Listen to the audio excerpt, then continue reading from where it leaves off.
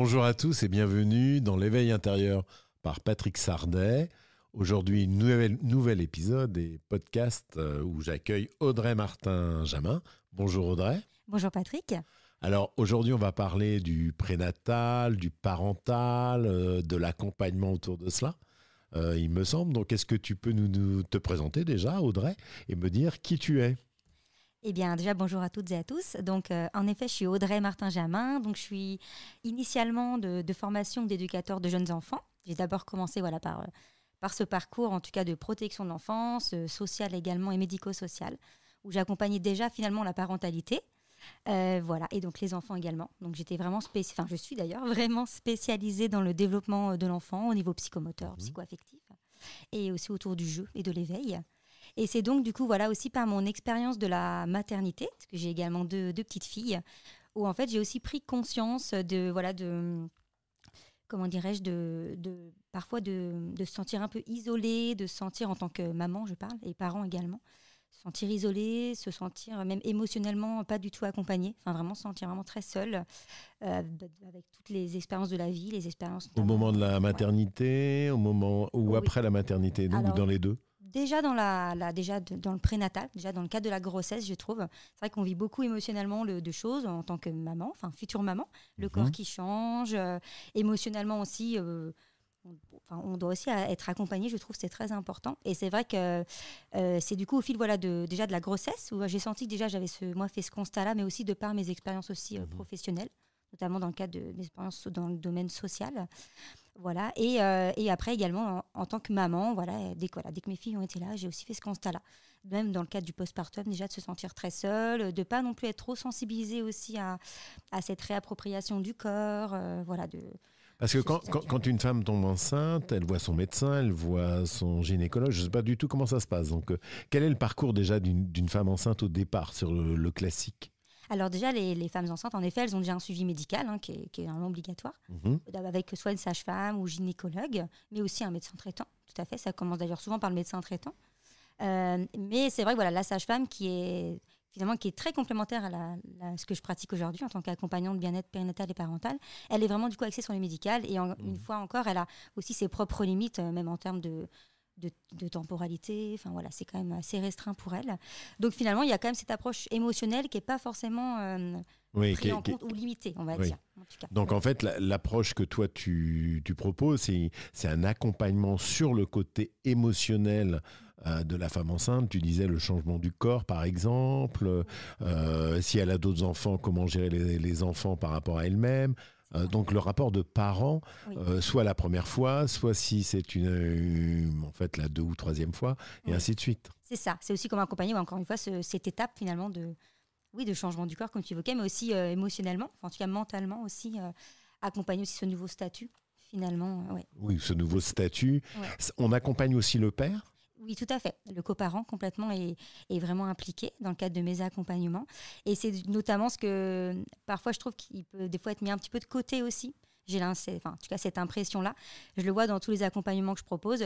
Souvent, les mamans me demandent si le papa peut venir. Donc forcément, pour moi, c'est évident. Il doit être présent, notamment pour créer du lien avec son enfant. Déjà, in utero, il peut déjà créer du lien.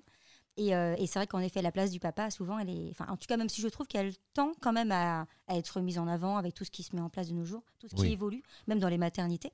Mais voilà, je trouve qu'il y a encore besoin parfois de renforcer cette place-là. D'accord. Alors, c'est sous forme de consultation individuelle, d'atelier, comment ça se passe ? Alors déjà, j'avais commencé par faire... donc j'ai fait une formation de praticienne bien-être en périnatalité et parentalité, pour déjà pouvoir vraiment me spécialiser vraiment dans ce domaine de la périnatalité, car en tant qu'éducatrice de jeunes enfants, j'étais pas du tout spécialisée dans la périnatalité, j'étais vraiment dans la parentalité en soi. Donc tout ce qui était avant finalement l'accouchement, c'était pas mon domaine, on va dire. Donc je me suis vraiment déjà spécialisée avec cela, dans cette approche-là, ce qui m'a permis du coup aussi de pouvoir me former également en parallèle à tout ce qui était des techniques massage bébé, yoga enfant, le rituel du bain sensoriel aussi, par Tania Massouf. Et j'ai vraiment pu me spécialiser aussi autour du massage aussi, prendre soin de la femme enceinte, de la femme en postpartum. Et enfin, aussi le rebozo, que je vous parlerai du coup tout à l'heure. Et donc, en fait, par ces différentes formations-là, c'est là où du coup je me suis dit voilà comment je vais pouvoir répondre en fait à tous les besoins que j'ai pu observer en tant que maman, mais aussi en tant que professionnelle de la petite enfance. Et donc je propose différents axes. D'accord. Donc, le premier axe du coup est vraiment centré sur l'accompagnement de la préconception, donc vraiment du désir d'enfant, en passant par la grossesse, la naissance du coup, le postpartum et donc la parentalité. Voilà, donc déjà tout cet accompagnement-là du coup est vraiment centré on va dire en individuel, vraiment. Oui. Là, Donc, c'est des consultations, tu reçois la personne, la personne désire un enfant, déjà il y aura un premier rendez-vous, une discussion, ouais. des entretiens, et ensuite elle tombe enceinte. À partir de là, il y a donc un parcours qui se met en place avec la personne. Donc ça c'est vraiment de l'accompagnement individuel, si je comprends bien. C'est ça. Et toujours en complémentarité du coup de la sage-femme, enfin tu vois, ou de professionnels de santé, toujours. Et c'est vrai que cet accompagnement-là, vraiment, il est en effet centré sur tout ce qui est autour de donc l'émotionnel que je vous parlais tout à l'heure, et aussi comment penser déjà comment dans le cadre de la préconception, déjà comment on se sent, comment le devenir parent finalement, comment on s'imagine parent, aussi avec tout ce qu'on a pu notre propre histoire finalement, notre propre histoire personnelle, notre enfance, voilà, avec tout ce qu'on a pu vivre, comment voilà on se projette en tant que parent. Mais il y a aussi autour de tout ce qui est l'hygiène de vie, l'alimentation. Donc là, je suis vraiment formée du coup sur une approche naturopathique qui permet vraiment voilà, de préparer finalement son corps aussi, en fait, à pouvoir déjà répondre aussi au développement fœtal du bébé. Mmh. Mais aussi à pouvoir vaincre, par exemple, tout ce qui est soulager les maux de grossesse, soulager aussi la fatigue. Enfin voilà, c'est vraiment assez global. Donc cette première partie, ça va être le prénatal, ou je sais pas, avant de tomber enceinte. Ça dure combien de temps déjà cette partie-là? Une femme arrive et elle désire un enfant. Tu vas avoir combien d'entretiens? 2-3 entretiens pour pouvoir définir un peu déjà l'alimentation, comment elle se prépare psychologiquement, même si elle est suivie bien sûr par son médecin, ce qui est tout à fait normal. Et cette sage-femme, avant de tomber enceinte, il y a 2-3 rendez-vous. Oui, c'est ça. En général, c'est au moins 1 an avant l'idéal. On va dire dès qu'il y a les débuts D'envie. D'envie, exactement, on se pose la question. Voilà, j'aimerais bien avoir un enfant. C'est souvent voilà, ou à peu près 1 an avant l'idéal. On va rapprocher un petit peu le micro. Oui, qu'on puisse vraiment voilà, se préparer, même émotionnellement du coup. Et après, en général, il y a, je dirais, à peu près 3-4 rendez-vous dans l'année. C'est vraiment espacé, en fait, et c'est vraiment aussi au fil... aussi aux besoins en fait, des personnes. Il y a des personnes qui, des fois, vont me solliciter tous les 2-3 mois, d'autres tous les mois. Enfin, c'est vraiment selon les besoins, en fait, ouais.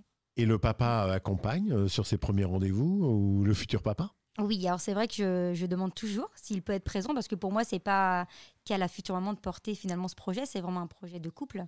Donc en effet, le papa, c'est souvent la future maman, donc la femme en tout cas, qui me sollicite en première. Et en tout cas, le papa est toujours, futur papa est toujours présent après, oui. D'accord. Et il peut y avoir aussi, je suppose, des jeunes femmes qui n'ont peut-être pas obligatoirement un papa qui suit, qui sont présents, ou un coparent. Oui, on peut le faire en individuel aussi, de la même façon, je suppose. Complètement, ouais. C'est ça. Mais alors donc, c'est quand même une approche qui est avant de tomber enceinte. Bon, on peut, si on est enceinte, venir te voir aussi, alors qu'on n'a pas fait ce travail-là, je suppose, et attaquer le sujet de « je suis enceinte depuis 2-3 mois » ou « je suis enceinte depuis 3-4 mois ». Et là, je veux un suivi au niveau émotionnel. Les choses se passent plus ou moins bien, parce que ça ne doit pas toujours être évident, je pense, surtout pour le premier. Alors, comment ça se passe exactement là, sur la deuxième partie, avec il y a un accompagnement qui suit, un nouvel accompagnement pour quelqu'un qui arrive et qui est déjà enceinte et qui est un petit peu paniqué. Comment ça se passe? Et ben souvent, voilà, déjà, je vois déjà un petit peu déjà leurs attentes. C'est vrai qu'il y a toujours des attentes dans ces séances. Je pars toujours des attentes de la personne. Donc, ça peut être, par exemple, j'aimerais voilà, soulager les maux de grossesse, ou alors ça peut être, je suis terrorifiée par l'accouchement, par exemple. Oui. Donc là, du coup, je peux axer du coup, mon accompagnement sur l'émotionnel, vraiment. Donc là, je suis spécialisée autour de différentes techniques, dont les fleurs de Bach, l'EFT, donc c'est une technique de libération émotionnelle. Et après, j'ai pas mal de petites techniques aussi, comme la cohérence cardiaque, plein de petites choses comme ça. Oui, des petites choses qui se mettent en place sur le côté émotionnel pour pouvoir aborder le fait d'être enceinte. Oui. D'avoir à supporter son corps qui change aussi, je suppose, de voir émotionnellement les mois de grossesse qui avancent, et puis on arrive à l'accouchement. C'est ça. Est-ce que tu es présente dans les jours précédant l'accouchement? Comment ça se passe également? Alors, je peux être en effet présente tout ce qui est autour avant l'accouchement. Par contre, l'accouchement, là, c'est vraiment spécifié pour les sages-femmes ou les doulas. Les doulas peuvent être présentes. C'est vraiment la distinction que j'ai avec les doulas. C'est que moi, je n'assiste pas.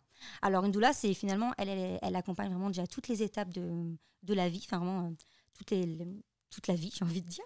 Elle est vraiment présente pour toutes les périodes de la vie, contrairement à moi qui est vraiment spécialisée dans la périnatalité, la parentalité. D'accord. Voilà. Et donc, la doula, elle, par contre, la différence avec moi, c'est qu'elle peut être à l'accouchement. Elle est formée pour être à l'accouchement. Que moi, ce n'est pas le cas. Alors, j'ai vu que les ateliers que tu proposes ont des noms un peu particuliers. J'ai vu accompagnement, bien sûr, individuel, mais j'ai vu aussi l'atelier Futur Papa, l'atelier qui s'appelle Bébé est bientôt là. Donc, tout ça, c'est des ateliers que tu as mis en place au fur et à mesure en te formant.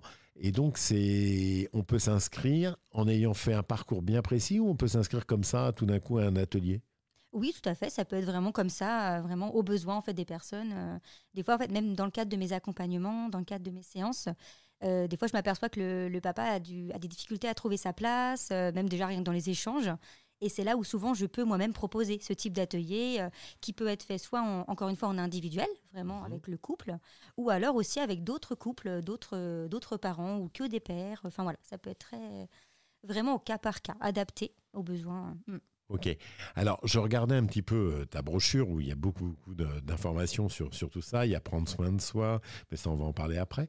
Donc, en dehors de cet axe-là, qui est l'axe, on va dire, individuel de la personne, surtout qui est enceinte, plus le papa sur certains ateliers, quel est le second axe que tu proposes?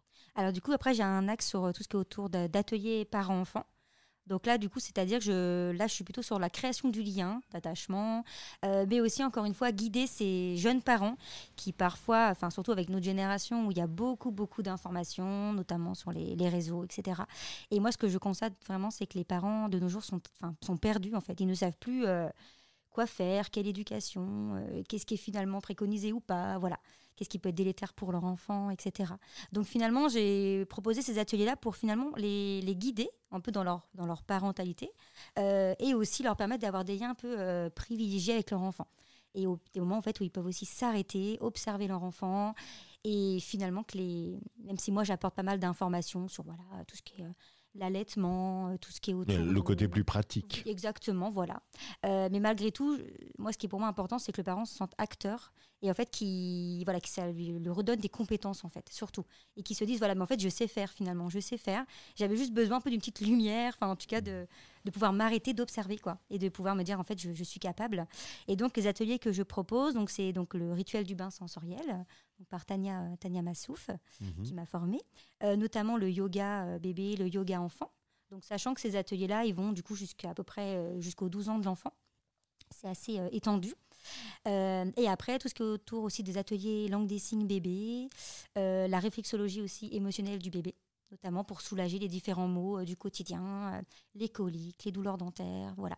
Et les cris aussi, parce que souvent, les émotions, les nuits sans sommeil, exactement. Pour ceux qui ont connu, donc voilà, donc il y a tout ça à gérer, parce que ce soit pour la maman ou pour le papa, c'est vrai que c'est pas évident à vivre. C'est ça. Donc il y a tous ces sujets-là qui sont portés dans ces ateliers, je suppose. Oui, tout à fait. Et c'est vrai que le but, c'est qu'ils repartent avec vraiment des outils, en fait, et qu'ils puissent après repratiquer, remettre en place dans leur quotidien, voilà.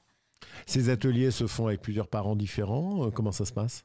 Alors, c'est quand même beaucoup en individuel, pour tout ce qui est quand même le bain sensoriel, où c'est quand même quelque chose de très intimiste finalement. Oui. Enfin, voilà, on essaie de ne pas être trop intrusif non plus dans ces moments-là. Par contre, tout ce qui est autour, en effet, du yoga bébé, yoga enfant, notamment la langue des signes bébé, le massage bébé aussi, ça, c'est vrai que je peux le faire de manière collective aussi.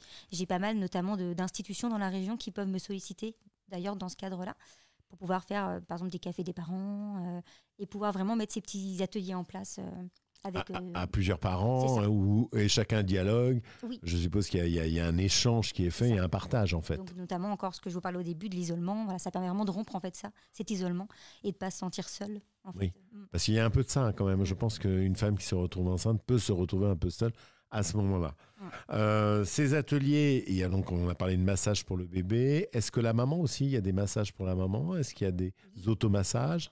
Oui, tout à fait. J'ai donc l'axe, donc le dernier axe en tout cas, qui est prendre soin de soi. Enfin, je l'ai intitulé comme ça. Où là, en effet, je suis formée du coup pour faire des massages aux futures mamans, mais aussi aux mamans aussi en postpartum aussi. Et notamment, je propose aussi le rituel du bain, le rituel, excusez-moi, du soin Rebozo, notamment qui là par contre est pour toutes les femmes. D'accord. J'ai aussi pris conscience de ça dans le cadre de ma propre maternité et mes propres expériences professionnelles aussi, que finalement, parfois, en tant que maman, on s'oublie aussi finalement qu'on est une femme, enfin qu'on reste une femme.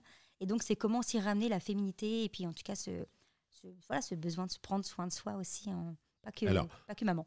Je vois également, alors ça, ce sera plutôt sur le deuxième axe, qui est les ateliers parents-enfants, qu'il y a des ateliers de portage pour apprendre à porter l'enfant, etc. Est-ce que tu peux nous en dire plus là-dessus ? Oui, donc en effet, donc ça par contre, c'est vrai que ça peut aussi m'être demandé dans le cadre de la grossesse. Enfin, des fois, j'ai des parents qui déjà, des futurs parents qui se projettent déjà à vouloir porter leur enfant, donc je peux aussi les initier au portage avant.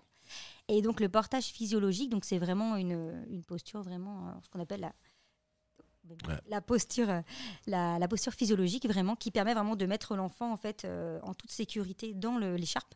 D'accord. Mais aussi qu'il soit en lien avec son développement finalement moteur, que ça ne l'impacte pas, en tout cas dans son développement moteur. Donc il y a quand même une posture importante à faire. Et donc j'accompagne le parent avec, donc je suis formée sur 4 types d'écharpes, à vraiment en fait voir quelle écharpe leur correspond avec les critères qu'ils peuvent avoir. Ça peut être une écharpe facile à mettre, une écharpe où d'ailleurs on va dire au niveau de la physiologie, mais aussi de l'ergonomie de l'adulte, on se sent bien. Voilà, c'est vraiment selon différents critères. Et donc ça, c'est vrai que je le propose vraiment de manière individuelle, mais aussi collectif aussi. Alors, l'atelier découverte des signes du bébé, c'est quoi comme atelier ? Ça m'intrigue. Alors, donc en fait, oui, j'accompagne donc le parent en fait à apprendre les différents signes. Donc ça s'appelle aussi la communication gestuelle par les signes du bébé associée. Donc, la communication gestuelle associée à la parole, c'est ça, du bébé. Donc langue des signes, si vous voulez. Finalement, ça s'inspire de la langue des signes française, en effet. Et sauf que là, on va pas décrire tous les mots en fait dans une phrase. Ça va vraiment être des mots spécifiques, comme par exemple, je vais te changer la couche. On va juste faire le signe changer la couche, par exemple. Et en fait, ça permet aux parents déjà d'observer son enfant, d'être en observation à son enfant, mais aussi de pouvoir décrypter en fait très rapidement dès ses 8 premiers mois en fait déjà ce qu'il veut. En fait, l'enfant peut déjà dès les 8 premiers mois faire les premiers signes et finalement se faire comprendre en fait et dire ses besoins. Donc il pourrait dire j'ai envie d'un massage. Alors je ne pense pas qu'il y ait un massage dès 8 mois, mais oui, par exemple. Mais enfin, il peut avoir eu l'envie d'être massé un petit peu s'il a déjà fait des massages. Complètement. Après, si on lui apprend ce signe-là, il peut tout à fait le refaire. C'est vrai. Alors c'est vrai que moi souvent les parents, je leur apprends les 30 premiers signes, on va dire du quotidien, comme boire, manger, dormir, voilà, qui permettent de faciliter la communication avec l'enfant. Mais en effet, après, on peut aller très loin dans les signes et on peut aller jusqu'au mot massage. Parce que comme il y a des ateliers qui sont spécialisés massage bébé, ça peut être agréable. Les bébés réagissent comment à un massage ? Alors souvent, alors là c'est pareil, il y a vraiment un temps d'observation où j'accompagne notamment le parent aussi à être attentif à ça, à voir si est-ce que l'enfant va avoir des signes, on appelle ça plutôt d'engagement, c'est-à-dire qu'il va montrer qu'il apprécie, qu'il est détendu. Donc il y a différents signes où le bébé on arrive à percevoir qu'il apprécie. Mais il y a aussi les signes de désengagement où des fois ça peut être en lien avec par exemple, je sais pas, la température de la pièce. Donc, le bébé, par exemple, peut avoir froid. Ça peut être aussi la pression, aussi, la vitesse qui ne lui correspond pas. Donc, du coup, on essaye, en fait, avec le parent d'être attentif à ça et parfois de réadapter durant le temps du massage. Et en général, une fois qu'on arrive à notamment avoir aussi le bon moment aussi pour massage bébé, dès qu'on a trouvé tous ces petits... comment dirais-je ? Petites règles ou petits... c'est ça. Accord, on va dire, mise en place, ça se fait naturellement. Et puis là, on voit le bébé, vraiment, il prend du plaisir et le parent aussi, en général. Des sourires, le corps qui est complètement relâché, détendu. Ouais. Alors, est-ce qu'il y a eu des cas de figure où l'enfant, par exemple, ça se passe mal au départ, il pleure beaucoup, il n'arrive pas à s'exprimer et tout, et en faisant tout ce parcours émotionnel entre les parents, toi, le bébé, etc., il y a une amélioration très vite des choses. Comment ça se passe exactement ? Oui, tu veux dire, par exemple, si au début, on sent que le bébé est crispé. Oui, d'accord. Je ne parle pas que sur le massage, je parlais d'une façon générale. On t'appelle quand il y a vraiment aussi, des fois, je suppose, des soucis. C'est ça. Oui, il y a des fois, ça peut être juste pour du bien-être, en effet, où je suis sollicitée. Mais ça peut être en effet aussi, notamment, je pense au rituel du bain sensoriel, par exemple, où là, les parents souvent me contactent parce qu'il y a eu, par exemple, un accouchement assez traumatique, et pour les parents et pour le bébé. Et donc, par le bain, finalement, déjà, on va poser des mots auprès du bébé. Enfin, les parents vont poser du mot auprès de leur enfant pour faire un peu le récit, finalement, de la grossesse, de l'accouchement. Et déjà, des fois, le fait juste de poser des mots, voilà, moi, souvent, des fois, je peux reformuler aussi pour m'adresser vraiment au bébé. Et déjà, des fois, rien que ça, rien que de poser des mots, déjà, le bébé, on le sent déjà différent, enfin, déjà plus apaisé. Et après, en effet, par le bain, là, on peut en effet amener un apaisement, libérer les tensions, libérer aussi les pleurs. Enfin, et souvent, il y a un avant et un après, quoi. C'est vraiment c'est celui qui me parle le plus en termes d'atelier, où là, vraiment, je vois l'avant et l'après. Oui, ce qui est un peu logique en plus avec tout le travail atelier parent-enfant qui est important à ce moment-là. Donc je reviens un petit peu au troisième axe parce que du coup on était reparti sur le second. Sur le troisième axe qui est prendre soin de soi, donc là ça va plus concerner les mamans je suppose, sur des massages plus de femmes enceintes, de choses comme ça. Qu'est-ce que tu proposes ? Alors, donc, du coup, je propose donc, en effet les massages femmes enceintes, c'est ça. Donc, sachant que moi, c'est vraiment un massage, enfin, en tout cas, un temps qui dure à peu près 1 heure, 1 heure et quart, 1 heure et demie pour le massage femme enceinte, où il y a vraiment un temps déjà encore une fois, d'émotionnel, du coup, où déjà j'accueille vraiment voilà, la personne avec quoi elle vient, comment déjà elle vit sa grossesse, par exemple, ça peut être ça. Donc après, c'est vrai que je peux aussi lui proposer des séances après en individuel par la suite, à la suite du massage. Et c'est notamment voilà, un moment aussi où elle peut voilà, vraiment libérer, notamment parler de ses angoisses, ou au contraire, tout ce qui se passe bien aussi. Il y a des fois beaucoup de positifs aussi quand même. Heureusement. Quand même, heureusement. Et en tout cas, voilà, elle a vraiment ce temps-là pour déposer finalement. Et après, donc voilà, le temps du massage, là, c'est vraiment un temps où pendant 1 heure, du coup, je vais lui masser tout le corps, sachant que la spécificité du massage femme enceinte, c'est que je masse principalement que le dos, pour éviter en effet toute effet secondaire, si je peux dire, ou voilà, éviter comment dirais-je, comment je pourrais dire ça, de la mettre en difficulté par la suite ou d'avoir des douleurs par la suite, ou en tout cas notamment... Parce qu'en fait, le corps, il a quand même subi pendant 9 mois une grossesse, donc il faut faire quand même attention, je suppose. Oui. À revenir à la normale. Oui, puis il y a ça, notamment pour les femmes enceintes, par exemple, si on masse trop les jambes, ça peut amener des phlébites, des jambes lourdes. Enfin, voilà, il y a quand même des parties à éviter. Donc c'est pour ça que je me concentre vraiment sur le dos. Et après, bien sûr, le visage, les bras, enfin tout ce qui, au contraire, permettent d'enlever encore une fois les tensions, quoi. Et dans ce prendre soin de soi, il y a aussi l'alimentation. Comment ça se passe en dehors de ça? Parce qu'une femme enceinte, elle doit faire attention à son alimentation pendant toute la grossesse. Mais après, souvent, elle peut prendre du poids. Elle peut avoir cette sensation d'avoir vécu quand même quelque chose d'assez... Même si c'est agréable d'avoir un enfant, bien sûr, qui peut être difficile. Il faut se retrouver au quotidien, retrouver son poids, etc. Là, tu vas aussi intervenir sur l'alimentation, sur la nutrition, sur le côté naturopathie?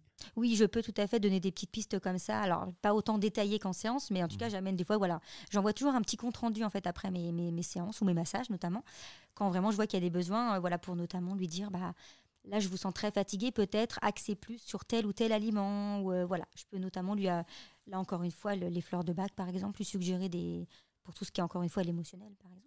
Et oui, complètement, j'essaye d'amener toutes les petites choses, les petits outils un peu qui peuvent leur permettre d'avoir une grossesse et un postpartum beaucoup plus doux finalement. Et plus, ou quand c'est assez... et qu'on reprend la vie ou le travail assez vite, notamment, ça peut être un peu difficile parce qu'il y a des femmes qui reprennent le travail 3-4 mois après la grossesse très rapidement. Et ça peut être un peu difficile. Complètement. Donc, le papa dans tout ça, on en parle un petit peu. Comment ça se passe? Lui, il suit tout ça. Il est présent pendant toutes les étapes, dans les 3 axes, même dans le prendre soin de soi. Lui, ça lui arrive aussi de vouloir peut-être un massage, j'en sais rien, ou une réflexologie plantaire peut-être. Alors, justement, notamment, je pense au massage bien-être de la femme enceinte. L'autre jour, j'ai eu le cas, un papa qui, du coup, était dans la pièce d'à côté pendant que je massais sa femme. Et il est venu me voir, en fait, à la fin du massage et je lui ai proposé, du coup, je lui ai appris, en fait, un automassage qu'il pouvait faire sur sa compagne pour, en fait, masser le ventre et, du coup, créer aussi, lui, du lien avec le bébé. D'accord. Et du coup, d'ailleurs, ils m'ont recontacté par la suite et ils m'ont précisé qu'ils avaient... ils m'ont transmis qu'ils avaient par la suite refait du coup de l'automassage comme ça de temps en temps et que le papa vraiment il avait pris plaisir à ce moment-là. Donc, en effet, oui, vraiment. Donc, il y a des soins pour hommes aussi qui sont possibles de temps en temps. Alors, plutôt, je dirais des accompagnements ou des petits, voilà, encore une fois, des petits outils, des petites choses que je peux transmettre. Et c'est vrai que je ne masse pas du tout, par contre, les hommes. D'accord. J'ai vraiment fait ce choix-là pour vraiment me m'axer vraiment sur la femme, en tout cas. Ouais. Alors, c'est vrai aussi que j'ai vu que ton site s'appelle parenthèse-essentiel.fr, mais avec parenthèse, pas le parenthèse habituel. Alors, est-ce que c'est un clin d'œil? Qu'est-ce que tu as voulu? Est-ce que tu peux nous expliquer pourquoi c'est parenthèse, P-A-R-E-N-T-A-I-S-E? Oui. Petit tiret essentiel, ça c'est écrit classiquement.fr. Alors, pourquoi ce parenthèse qui est parent et aise? Alors, parce que je voulais faire un petit jeu de mots, déjà sur ma formation initiale, qui était du coup la parentalité finalement, donc le côté parent, et que je suis vraiment en tout cas spécialisée dans ce soutien-là, le soutien à la parentalité. Et donc le mot aise pour un peu renvoyer aussi que pour moi, mes accompagnements sont aussi axés sur vraiment l'aisance, enfin, vraiment que, voilà, de mettre à l'aise la personne, qu'elle se sente en confiance, avec toute la bienveillance que je peux en tout cas essayer de mettre en place. Voilà, vraiment ramener ce petit jeu de mots-là, de dire voilà, c'est pas... Et puis aussi, le mot parenthèse me renvoyait, enfin en tout cas H-E-S-E, du coup le vrai mot parenthèse, en tout cas la vraie écriture, c'était voilà, pour aussi amener ce côté, c'est un peu une parenthèse finalement, mes ateliers. Une parenthèse de vie. C'est ça, tout à fait.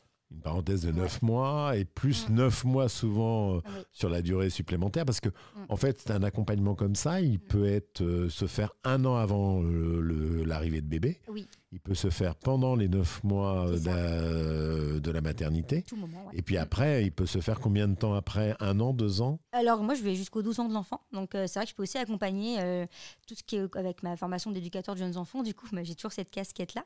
Je peux toujours aussi accompagner par la suite, notamment... Ça peut être les phases de l'opposition de l'enfant qui sont vers entre 2 et 4 ans. Ça peut être aussi les rivalités dans la fratrie. Enfin, finalement, je vais très loin en fait dans mes accompagnements. Donc, je peux proposer jusqu'à 12 ans, en effet. Ah oui, donc toi, tu as vraiment un accompagnement sur, sur le long terme. Sur le long terme. Parents, enfants, on va dire, avant l'arrivée de l'enfant jusqu'à l'adolescence. C'est ça, complètement. En fait. Oui, donc c'est une... Alors, tu as une nouvelle activité que j'ai repérée qui s'appelle le rituel bien-être bercé au rebozo.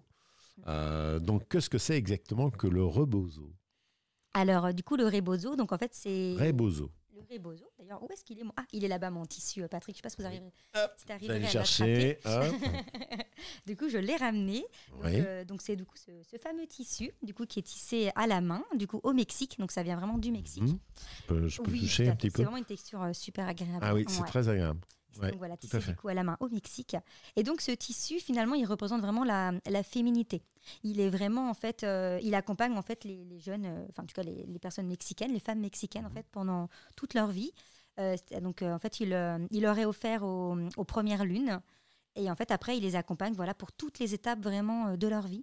Donc, ça peut être notamment donc pour les règles douloureuses, soulager du coup les règles douloureuses. Ça peut être pour notamment donc, soulager la grossesse. Donc, moi, je m'en sers beaucoup d'ailleurs dans mes accompagnements pour soulager les maux de grossesse. Notamment pour porter leur enfant, voilà, une fois que leur enfant est arrivé. Parce que c'est un tissu qui a quelle forme? Parce que là, on est en podcast radio. Donc, on va peut-être parler... Alors, je sais vous pourrez nous retrouver sur YouTube en vidéo, mais pour ceux qui ne le voient pas, c'est un tissu qui a une forme qui est de couleur caramel, un peu jaune caramel. Il y a toutes les couleurs. Toutes les couleurs, qui déjà, existent. Mais moi, j'aime bien cette raté couleur. Patrick. Donc, on sait que Audrey aime le caramel. Voilà, ça c'est une bonne nouvelle. Donc, c'est de forme comme une grande écharpe, hein, une grande étole qui fait 1,50 m un peu de long. Un peu plus grand. Un peu plus, peut-être 2 mètres, ouais. Plus grand que moi. Ouais. Ah oui, plus de 2 mètres. Et c'est tout un tissu. Et à partir de là, on travaille avec ce tissu qui s'appelle en fait le rebozo. Le rebozo, c'est ça. C'est vraiment le nom du tissu. Enfin, c'est vraiment le nom. En effet, tu as dit le mot écharpe, mais c'est ça. C'est vraiment une écharpe. Et donc, à partir de là, on fait un rituel avec le bébé, avec ses écharpes ou c'est Alors pour non, soi? en fait, comme je disais tout à l'heure, il accompagne vraiment les différentes étapes de vie, notamment, je parlais après l'accouchement, en fait, il permet du coup de resserrer le bassin D'accord, Voilà, ok. donc ça, c'est vrai que moi, Oui, il est je vraiment propose, axé du coup, sur la femme enceinte, exactement. sur ce qu'elle a vécu, Ouais. etc. Bah, même la femme en général, parce que finalement, il accompagne notamment pour soulager les règles douloureuses, enfin tout ce qui est autour du cycle féminin. Donc en fait, D'accord. il est vraiment de long, enfin dans le temps. Et les personnes peuvent aussi porter leur bébé avec, en tout cas au Mexique. Mais aussi, c'est aussi un tissu qui après peut notamment servir, en tout cas pour les femmes mexicaines, de châles, d'écharpes, enfin de voilà. Ok. Vraiment, il l'accompagne, ouais, pour toutes Et les donc, toi, choses. tu as été formé à utiliser ce rebozo. C'est ça, parce qu'en fait, au Mexique, en fait, une fois que la femme du coup a accouché, donc une fois à la naissance, en fait, il lui est offert le rituel rebozo, qui est en fait un soin. Donc D'accord. à l'aide de cette écharpe-là, à l'aide donc du rebozo, il lui a offert en fait ce soin qui lui permet en fait c'est un peu un rite de passage, qui lui permet un peu de davantage se réapproprier son corps, puis aussi marquer finalement cette étape de la vie. Enfin, en tout cas, du coup, elle a donné naissance à la vie, D'accord. mais aussi à son nouveau statut de maman. Et donc, il lui permet voilà, de se réapproprier son nouveau corps, de retrouver ses limites, ses contours, et notamment d'avoir vraiment un temps en fait, pour elle aussi, pour se recentrer, en fait, une reconnexion un peu à soi. Et donc, moi, donc, ce soin, du coup, donc, je me suis en effet, alors je ne me suis pas vraiment formée, je l'ai reçu en transmission par D'accord. une autre personne qui l'avait également reçu en transmission. C'est quelque chose de très symbolique, la transmission, mais ça marque vraiment la puissance de ce Oui. soin, en fait, de ce tissu. Et donc, en fait, moi, du coup, je le propose donc, ce soin en 1 heure et demie, donc toute seule, où vraiment, voilà, j'ai fait pendant en fait 1 heure et demie d'hébercement avec, donc j'ai 4 tissus rebozo qui sont placés sous la personne. Mhm. Et en fait, je berce et j'étire, j'enveloppe, je porte aussi jusqu'à 7 parties du corps, du coup, avec les 4 tissus. Et ça amène vraiment un profond relâchement et encore une fois, un recentrage, quoi. Ouais, un accompagnement bien-être qui est vraiment au Ouais. point sur une femme enceinte là. Ah bah ça c'est super. Qui se termine très bien avec ce rebozo. Ouais. Alors moi j'en parlais à ma nièce qui est au Mexique et s'est mariée avec un Mexicain. Ah, Donc d'accord. ça va être très intéressant de lui parler du rebozo. Bah, complètement. Ça va être assez rigolo. Et sachant qu'au Mexique, il est vraiment, donc le rituel rebozo, en fait, il est offert par 2 femmes pour une femme. Il y a Mhm. vraiment, et il dure 3 heures. Donc Ah oui. moi, c'est vrai que jusqu'à ce jour, je le proposais toute seule, en 1 heure et demie, où je faisais vraiment que le bercement en rebozo. Et là, depuis peu, donc je me suis associée, donc je collabore avec Lumina Mama, donc Cindy Delattre, Mhm. où en fait, on le propose maintenant aussi à 2, du coup, ce soin, où là, vraiment, on fait le rituel vraiment de 3 heures. Vraiment, où là, il y a vraiment un temps d'accueil, un temps de massage à 4 mains de tout le corps, un temps de sudation avec un bain. Et après, du coup, ce que je propose du coup toute seule, mais maintenant qu'on fait aussi à 2, le soin du coup au bercement, enfin au rebozo aussi. Voilà. D'ailleurs, vous avez fait il y a quelques semaines un atelier avec Cindy. Est-ce que tu peux nous en parler? Parce que je crois que tu es en association ou en partenariat Oui. avec Cindy. Est-ce que tu peux nous en parler un petit peu? Oui, c'est ça. Donc en fait, Cindy, à la base, pour tout vous dire, on s'est rencontrés dans le cadre du bain sensoriel où en fait, je l'avais contactée pour faire les bains sensoriels photographiés pour que les parents en fait aient aient des souvenirs photos de ces merveilleux moments et surtout avec toute l'émotion qui s'y passe. Parce que du coup, Cindy a aussi une casquette de photographe. Voilà, donc c'est pour ça que je l'ai contactée. Et en fait, petit à petit, voilà, on a fait le salon du bien-être ensemble. On a notamment du coup fait des différents ateliers ensemble, dont le dernier du coup qui était là qu'on a créé donc depuis juin, mai, je vous dis des bêtises, c'était fin mai, le premier atelier qu'on a réalisé, qui était du coup donc qu'on a nommé la journée bien-être, où en fait c'était vraiment une journée dédiée pour les femmes enceintes et les femmes en postpartum, où en fait là on a proposé pendant toute une journée, donc toutes les deux, des massages pour les femmes enceintes, les femmes en postpartum, un cercle de parole, du yoga, de la méditation, pareil un petit temps de shooting photo, des ateliers culinaires où là du coup moi j'ai pu amener ma spécificité L'alimentation, autour de la naturopathie, nutrition, ouais. etc. C'est ça, exactement. Voilà. Et donc, du coup, finalement, ça a tellement bien fonctionné cette journée qu'on s'est dit, mais pourquoi pas en refaire davantage, en refaire d'autres, en fait, dans l'année. Et donc, du coup, on s'est dit, pour que ce soit plus clair pour les personnes, on a créé, du coup, notre page Instagram qu'on a nommée La Pause Bien-être. Donc, naître, N-A-I-T-R-E. Voilà, le petit jeu de mots, encore une fois, mais pour toujours la naissance.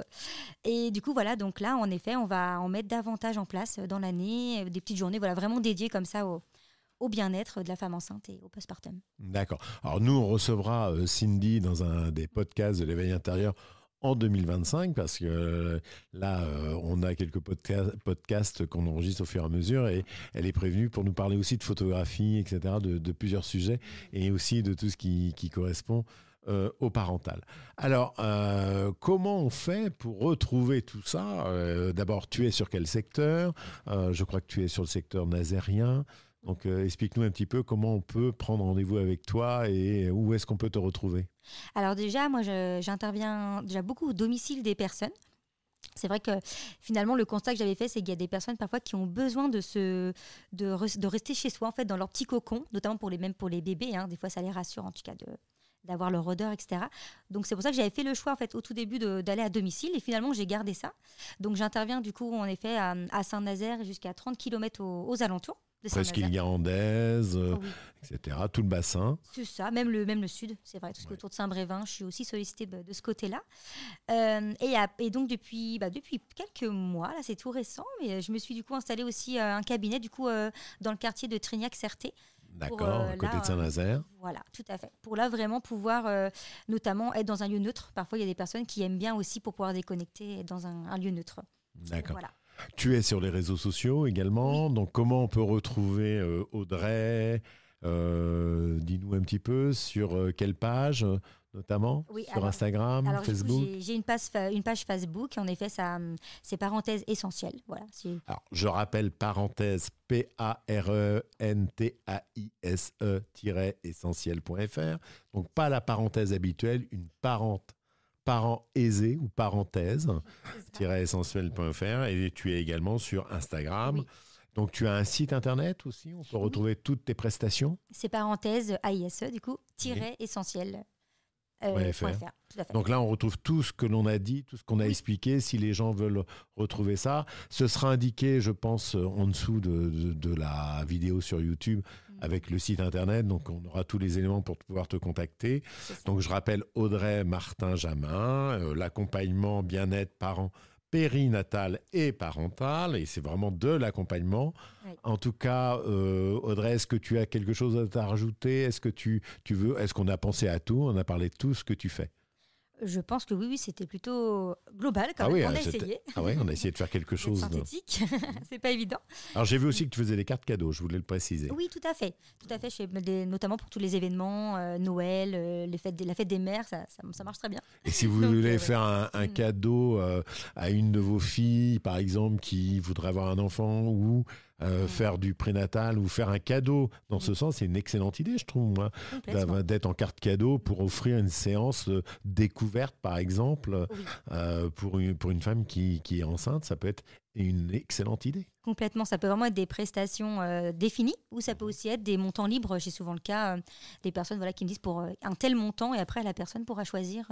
On peut se mettre à plusieurs, faire un joli cadeau. Et oui, c'est vrai que je trouve que c'est des cadeaux vraiment uniques et personnalisés finalement, complètement. Qui permettent vraiment de créer du lien avec leur enfant, et ça c'est une excellente idée. Bon, Audrey, un grand merci pour ce podcast qui était très enrichissant, parce que je crois que c'est la première fois dans les podcasts de l'éveil intérieur qu'on parle de la maternité, d'enfants, de bébés, etc. Donc ça a été un excellent moment. Un grand merci à toi. Merci d'être venu et d'avoir enrichi l'éveil intérieur pour nos auditeurs. Merci Patrick pour l'invitation et au plaisir de se retrouver. Au revoir. Au revoir.